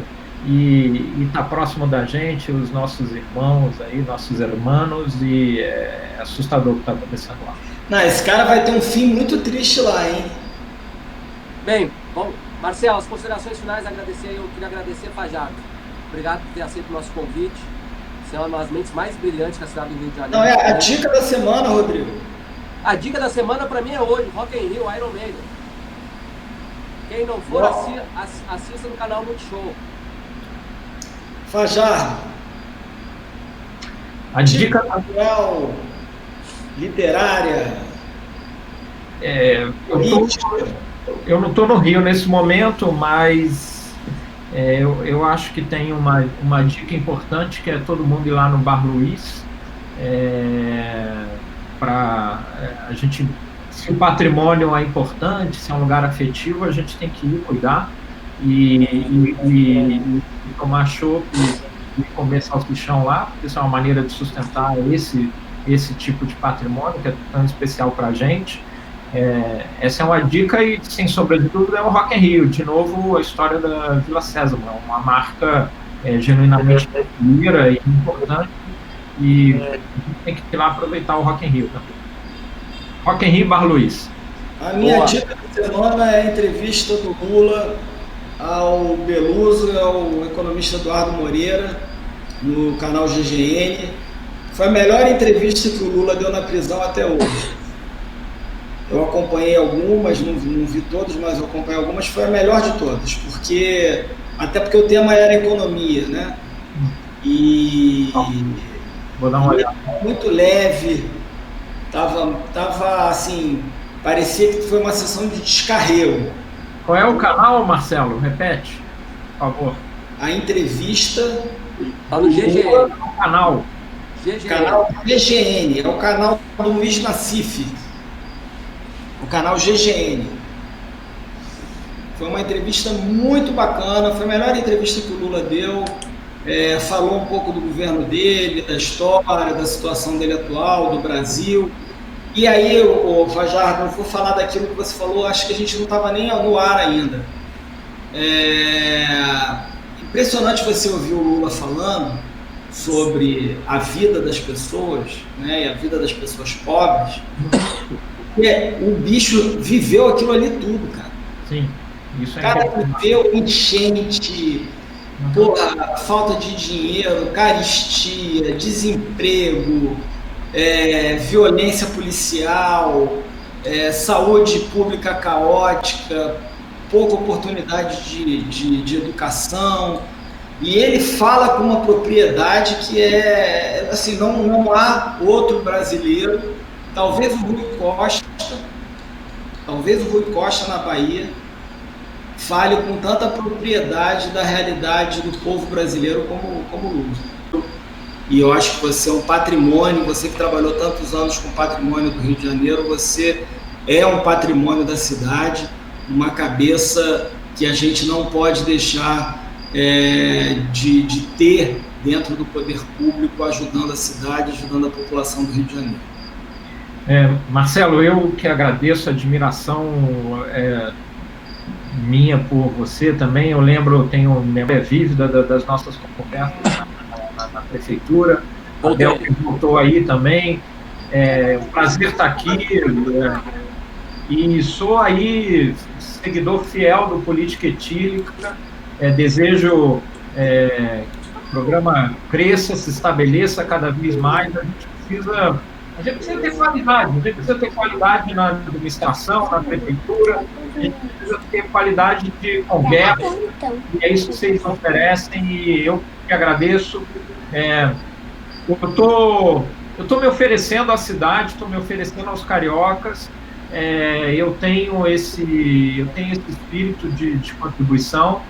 Não é um projeto de vaidade, não é um projeto. Não quero ser vereador, não quero ser deputado federal na próxima eleição, quero deixar isso bem claro, não você. De fato, assumir uma posição de gestão técnica e poder trazer uma melhoria. É isso que eu quero fazer, e eu agradeço muito a oportunidade de conversar com vocês aqui, conversa da melhor qualidade. A gente tinha falado de conversar 1 hora, conversamos já há um tempão, então foi um prazer. O tempo nem passou, parece que o tempo congelou aqui. E manda um abraço para o Jackson, que também tem ali uma grande admiração, e uma boa noite aí para tua filhota aí. Valeu, Fajardo, beijo nas crianças aí também.